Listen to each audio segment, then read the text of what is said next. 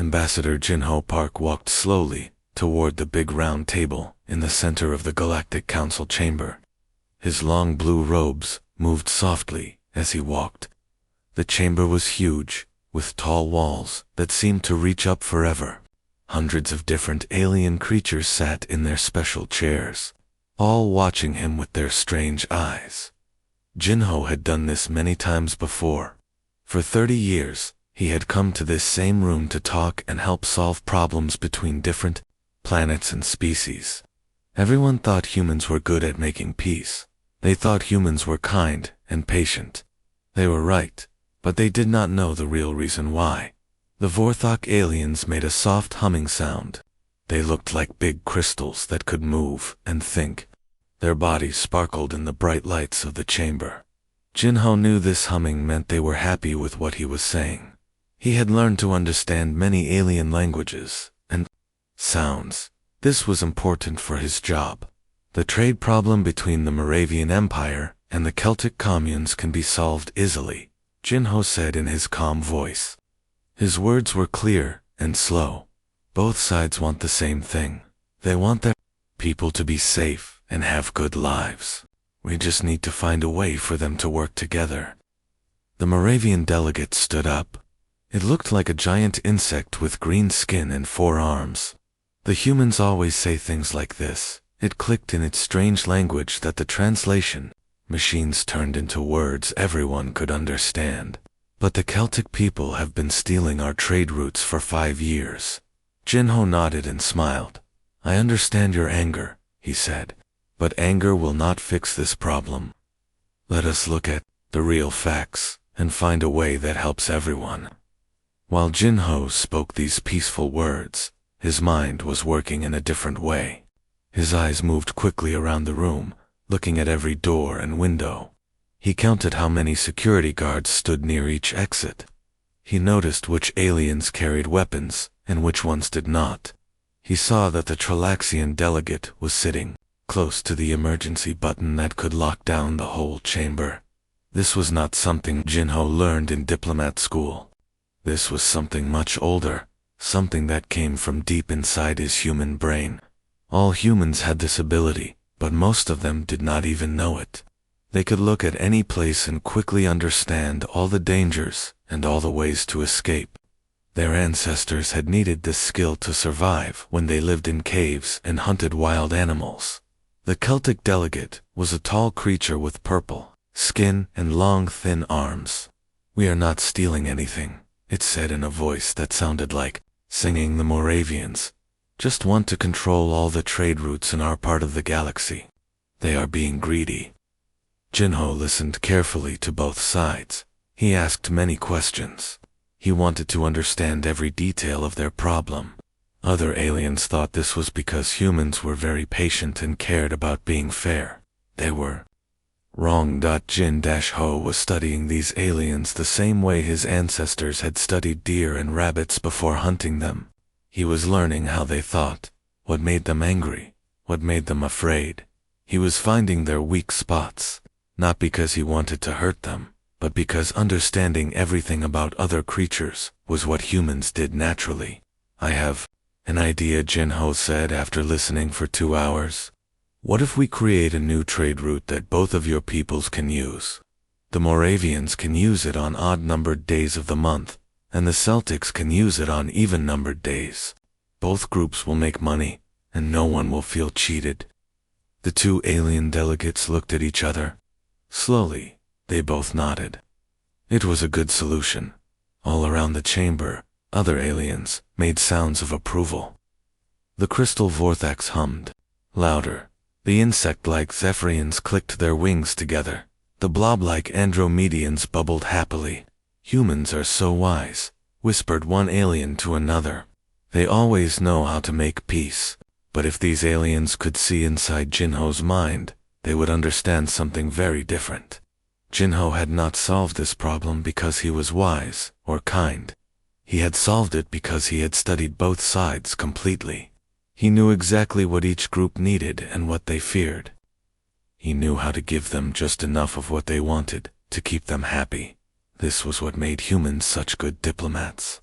not because they were peaceful, but because they were very good at understanding other creatures. They could watch and learn and figure out exactly how to control any situation. Jinho gathered his papers and prepared to leave. Another successful day of diplomacy was finished. The aliens all thought he was a man of peace who would help them solve their problems. They had no idea that they had just been studied by one of the most dangerous predators in the galaxy. As Ginho walked out of the chamber, his smile was real, but it was not the smile of a kind diplomat. It was the smile of a hunter who had successfully tracked his prey. The alarm bells rang through the Galactic Council building at 3 in the morning. Jinho Park woke up in his small apartment and quickly put on his diplomatic robes. Something big was happening. When he arrived at the emergency meeting room, dozens of alien delegates were already there. They all looked scared and angry. The holographic display in the center of the room showed a map of the galaxy with red dots moving across it. The hegemony has sent their war fleets into the neutral zone, announced Council Leader Vexstar, a tall alien with blue skin and 6 arms. They say these areas belonged to them thousands of years ago. They say they have the right to take them back. Jinho looked at the red dots on the map. Each dot was a hegemony warship. There were hundreds of them. These ships were huge, bigger than entire cities. They had weapons that could destroy planets. The hegemony had never lost a war. Every species in the galaxy feared them. We must talk to them, Jinho said in his calm diplomat voice. There has to be a peaceful way to solve this problem. War helps no one. The other delegates nodded. This was what they expected from humans. Always trying to make peace. Always. Believing that talking could fix everything. But inside Jinho's head, something else was happening. Small computer chips that had been put into his brain years ago were working very fast. These implants were supposed to help him translate alien languages and remember important information. But now they were doing something different. They were running battle simulations. The implants showed Jinho how the hegemony ships were positioned. They calculated how long it would take these ships to reach human colonies. They figured out the best ways to attack these ships and the best places to hide from them. All of this information flowed through Jinho's mind while he spoke about peace and cooperation. 3 hours later, Jinho stood in the communication chamber, waiting to speak with the hegemony war speaker. The giant alien appeared on the screen. It looked like a mixture of a dragon and a machine, with metal parts sticking out of its scaly skin. Its eyes glowed red. "Human diplomat," the war speaker said, in a voice like thunder. "Your kind are weak. You talk and talk, but never fight. We do not care what you think about our expansion. These worlds will be ours." The war speaker made a gesture with its clawed hand. In hegemony culture, this gesture meant, "I will crush you like an insect." It was a terrible insult, meant to show that humans were nothing more than small, weak creatures. For just a moment, something changed in Jinho's eyes. The warm, friendly look disappeared. Something cold and dangerous flickered there instead. It lasted only a second, but the war speaker noticed. For the first time in its long life, the mighty hegemony warrior felt a tiny bit of fear. "I understand your position," Jinho said, his voice still calm and diplomatic. "But I hope you will think carefully about this decision.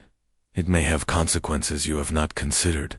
The war speaker laughed, a horrible sound like metal scraping against stone. "Consequences?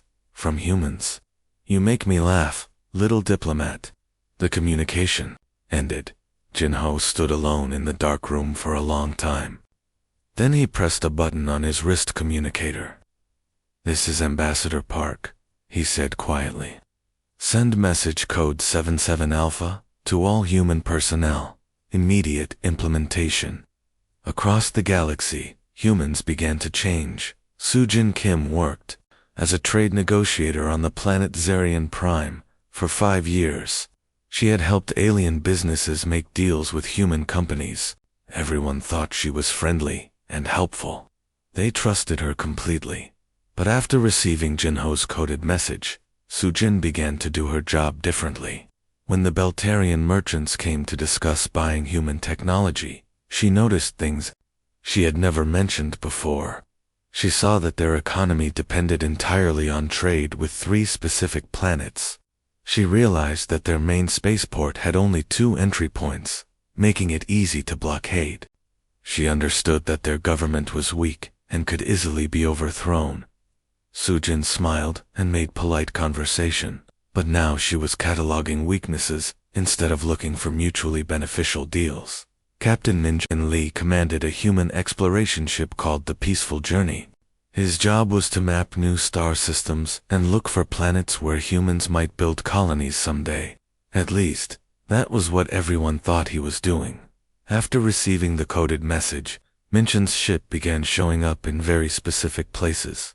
He appeared near the hegemony's supply routes. He mapped the locations of their secret military bases. He studied the defensive positions of their allies. His ship's sensors, which were much more advanced than anyone realized, recorded everything. When alien traffic controllers asked why he was in their space, Minjun always had a good answer. "We are looking for a planet with the right kind of minerals," he would say. Or, "We are studying this star's radiation patterns." All perfectly innocent reasons for a peaceful exploration ship on human colonies throughout the galaxy. Construction projects began overnight. The humans said they were building new schools and hospitals. They said they were improving their communication systems. They said they were upgrading their power plants. But aliens who knew about military technology noticed that these new buildings looked strangely like weapon installations. The communication towers could jam enemy signals. The power plants could provide energy for planetary defense shields. The schools had walls thick enough to stop military vehicles. The galaxy was about to learn that humans had been preparing for war while talking about peace for 30 years. The news reached the Galactic Council at dawn. A young alien messenger ran into the chamber, its 3 legs moving so fast they blurred. The creature was shaking as it delivered the terrible message. "The research station at Kepler 442b is gone," it gasped. "The hegemony destroyed it completely. 12,000 people were killed. All of them were civilians. Scientists, teachers, families with children."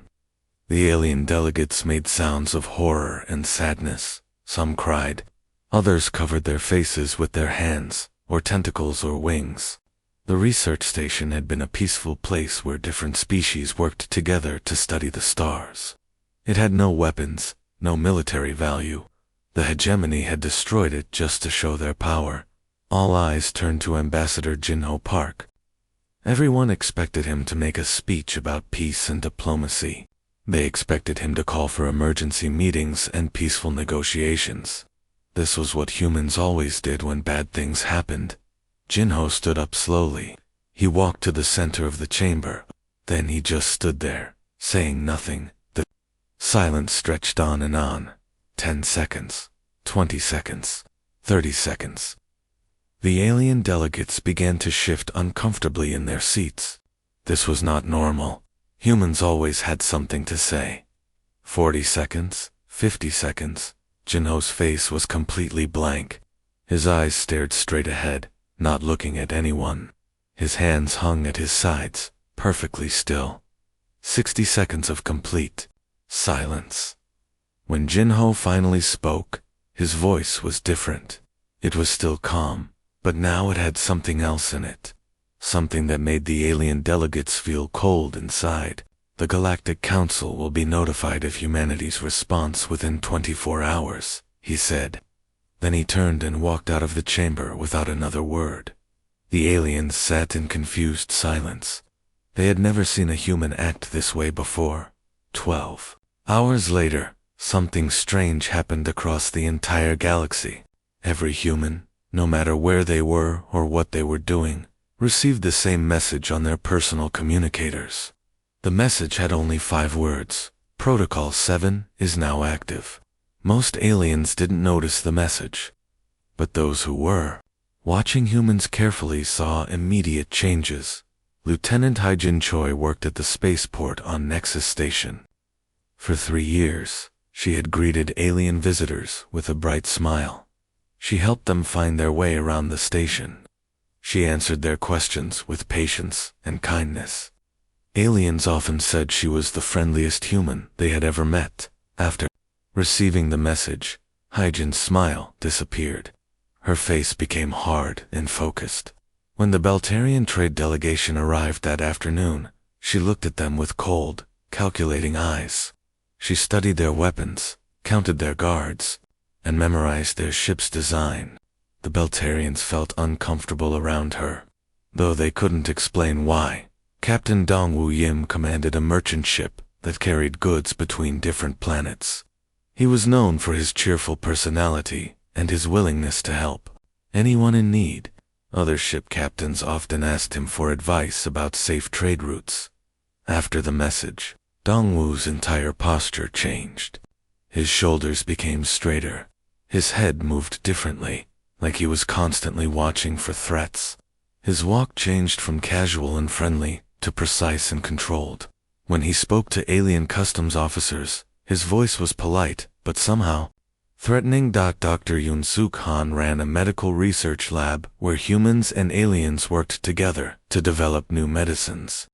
She was famous for her gentle manner with patients and her willingness to share her knowledge with alien scientists. After receiving Protocol 7, Dr. Yoon-Suk began moving through her lab like a predator stalking prey.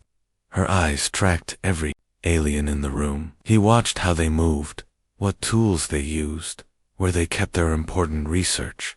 The alien scientists began avoiding her, without understanding why.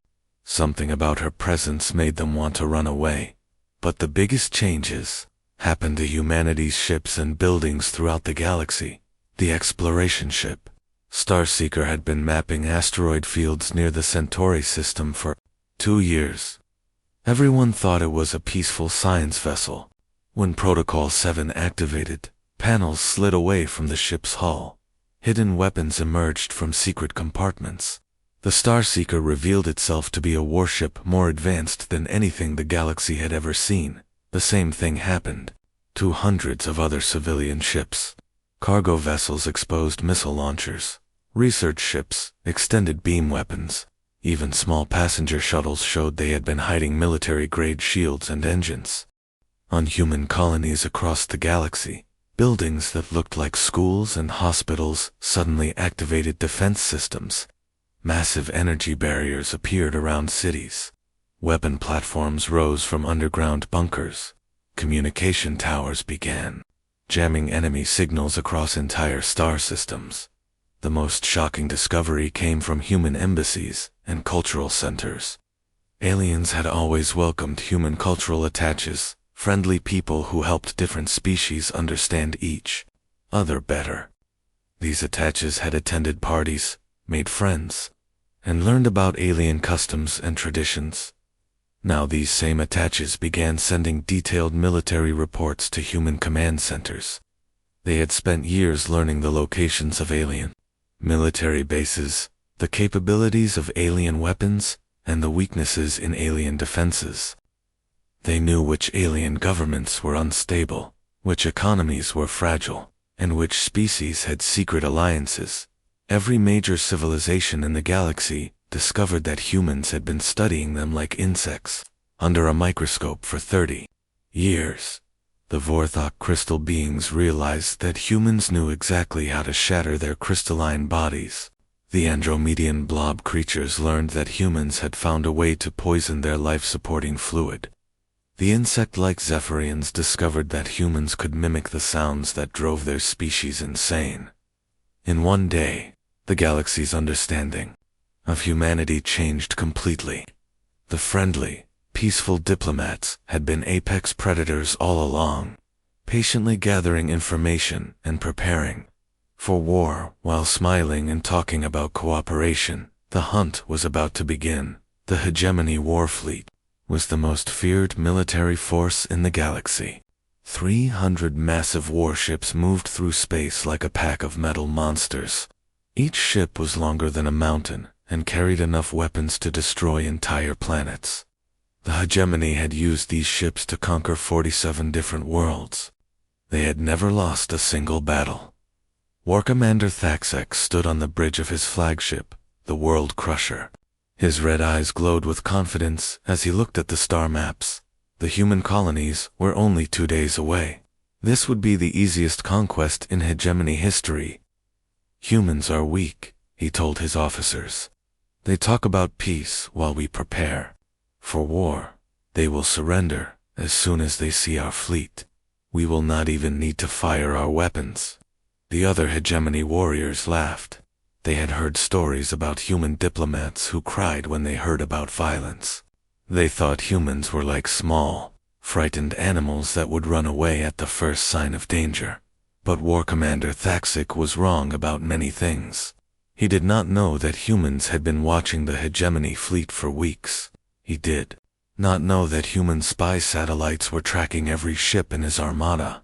Most importantly, he did not know that Admiral So-Young Kim was waiting for him at the edge of the Veil Nebula. The Veil Nebula was a strange place in space where clouds of gas and cosmic dust made it hard to see. Most ship captains avoided the nebula because their sensors didn't work properly there. Communication systems failed. Navigation computers gave wrong directions. It was like trying to fight while blindfolded. Admiral So-Young Kim had chosen this place very carefully. She commanded a task force of 60 human ships with the ironic name Diplomatic Solution. These ships looked much smaller than the hegemony warships, but appearances could be deceiving. All ships, this is Admiral Kim, she said into her communicator. Remember, we have studied these enemies for 30 years. We know exactly how they think, how they fight, and how they die. Today we stop pretending to be diplomats. Captain Jamin Park commanded the destroyer, Peaceful Negotiation. His ship had been disguised as a cargo vessel for 5 years, but now its true nature was revealed. Hidden weapon ports opened along its hull. Advanced shield generators hummed to life. The ship's computer contained detailed information about every hegemony vessel, including their weak points. Commander Eugene Lee led a squadron of 20 fighter ships. These small, fast vessels had been hiding inside what looked like civilian transport ships. For years, alien observers had thought they were just passenger shuttles. They were actually the most advanced combat fighters ever built. When the hegemony fleet entered the Veil Nebula, they immediately ran into problems. Their massive ships were too big to move quickly through the gas clouds. Their sensors couldn't detect enemies hiding in the cosmic dust. Their communication systems filled with static. Where are the human ships? War Commander Thaxek demanded. Our sensors show nothing. His officers worked frantically at their control panels. Sir, the nebula is interfering with our equipment. We can't get clear readings on anything. That was exactly what Admiral Kim had planned. Human ships were much smaller and more maneuverable. They had special sensors designed to work in the nebula. While the hegemony fleet stumbled around half-blind, the humans could see everything. The attack began without warning. Captain Jamin's destroyer appeared from behind a gas cloud and fired directly at the flagship's communication array. The World Crusher's ability to send orders to other ships was destroyed in the first 10 seconds of battle. Commander Eugene's fighters struck like a pack of wolves. They came from 6 different directions at once, targeting the hegemony ships, weapon systems, and engines. The alien warriors tried to fight back, but their huge guns couldn't track the small, fast human ships. This is impossible, War Commander Thaxek roared. Humans don't fight like this. They are supposed to be peaceful. But Admiral Kim's fleet fought with perfect coordination. Every attack was planned. Every movement had a purpose. The humans had studied hegemony tactics for decades. They knew that hegemony ships relied on staying in formation and overwhelming enemies with superior firepower. So the humans broke up that formation and eliminated the aliens' ability to coordinate their attacks. Human ships appeared and disappeared in the nebula like ghosts. They would strike at a hegemony vessel's weak points, then vanish back into the gas clouds before the aliens could respond. It was like watching a pack of predators hunt a herd of large, slow animals. The battle lasted exactly 4 hours and 17 minutes. When it was over, the entire hegemony war fleet had been destroyed or captured. Not a single human ship was lost. War Commander Thaxak found himself a prisoner on Admiral Kim's flagship. His mighty fleet was gone. His warriors were dead or captured. His empire's reputation for invincibility was shattered. "How?" he asked Admiral Kim. "How did you defeat us so easily?" Admiral Kim looked at him with cold, predatory eyes. "We watched you for 30 years, she said. "We learned how you think. We studied your weaknesses. We prepared for this day while you thought we were just peaceful diplomats talking about friendship." The war commander understood then. Humans had never been the weak, peaceful creatures the galaxy thought they were. They were hunters who had been patiently stalking their prey, waiting for the perfect moment to strike. News of the battle spread across the galaxy in hours. Every alien civilization received the same terrifying message. The apex predators had finally stopped pretending to be diplomats. 3 days after the battle at the Vale Nebula, Ambassador Jinho Park walked back into the Galactic Council chambers. His blue diplomatic robes were perfectly clean and pressed. His hair was neatly combed. His face wore the same calm, friendly expression that alien delegates had seen for 30 years. But everything was different now. The chamber was completely silent as Jinho took his usual place at the speaking podium. Hundreds of alien delegates watched him with new eyes. They had all heard about the destruction of the hegemony war fleet. They knew that the friendly human diplomat standing before them belonged to a species that had just eliminated the galaxy's most feared military power in 4 hours. The crystalline Vorthok beings stopped their usual humming. The insect-like Zephyrians kept their wings perfectly still. Even the blob-shaped Andromedians seemed frozen in their seats. No one made a sound. Jinho looked around the chamber with the same pleasant smile he had always worn. He adjusted his papers calmly, as if he was about to discuss a routine trade agreement instead of the complete annihilation of an entire civilization. "Good morning, honored delegates," he said in his familiar, measured voice. "I am pleased to report that the recent situation with the hegemony has been resolved successfully."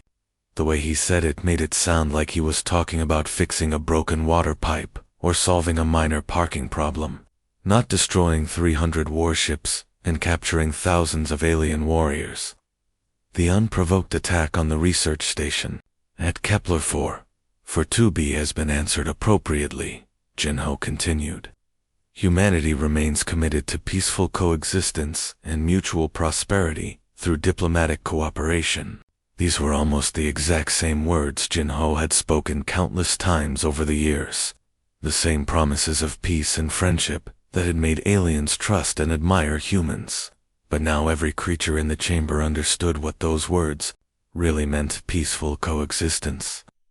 The Beltarian delegate shivered as he realized this meant "we will not hurt you as long as you do not threaten us or our friends." The peaceful part was conditional. It depended on good behavior, mutual prosperity.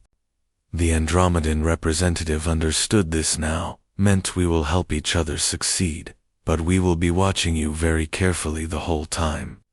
Humans would be partners, but they would also be studying every weakness, every vulnerability, every possible threat.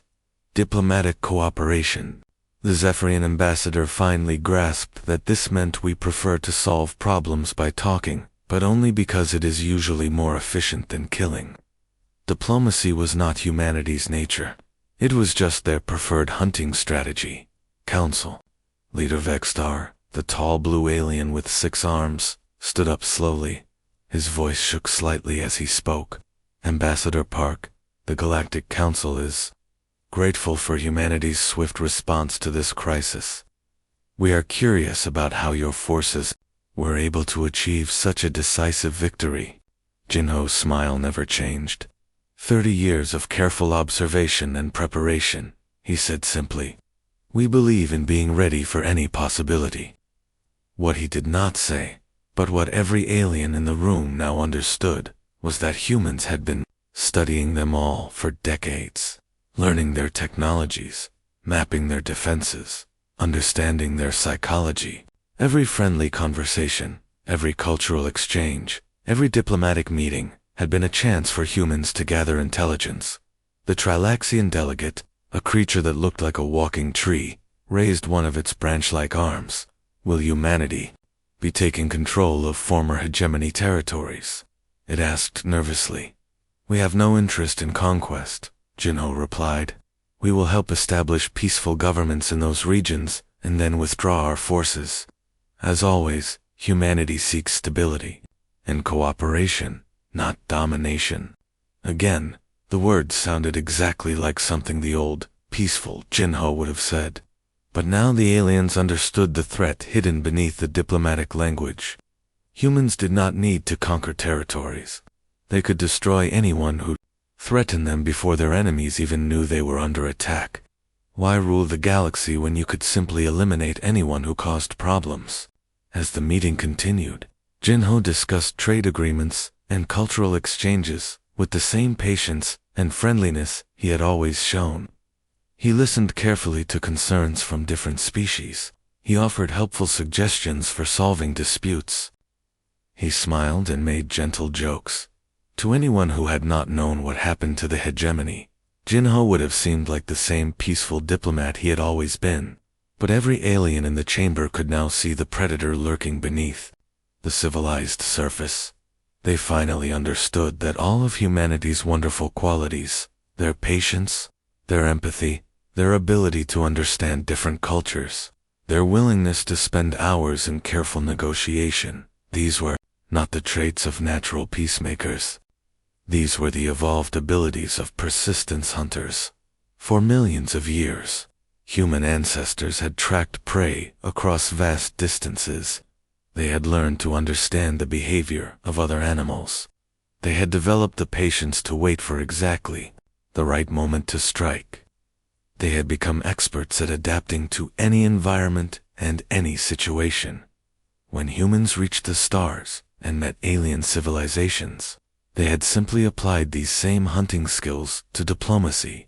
They studied other species like prey animals. They learned their weaknesses and their fears. They waited patiently for the right opportunities, and when necessary, they struck with deadly precision. As the meeting ended and the delegates began to leave, they all understood one terrifying truth. The galaxy was now ruled by apex predators, who preferred to hunt with words rather than weapons, but who were perfectly capable of using either method to get what they wanted. Humanity had not changed. They were still the same patient, friendly diplomats they had always been, but now everyone knew what they really were underneath their civilized masks. The hunt would continue. It would just be much more polite than anyone had expected.